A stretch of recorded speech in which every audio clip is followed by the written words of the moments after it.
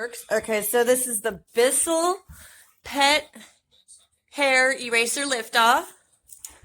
Obviously, I have a dog. That's her dog bed. I put it on the couch.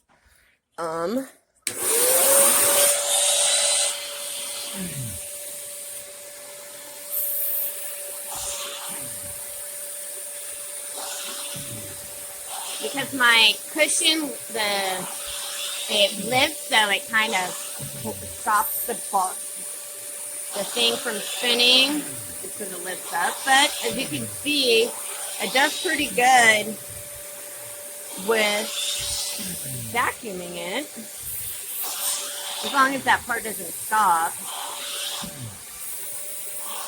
I don't know how long these videos go for.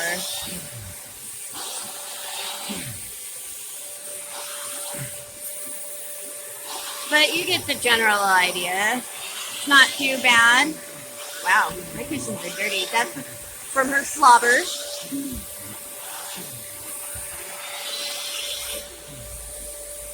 So, yeah, pretty good. It's alright.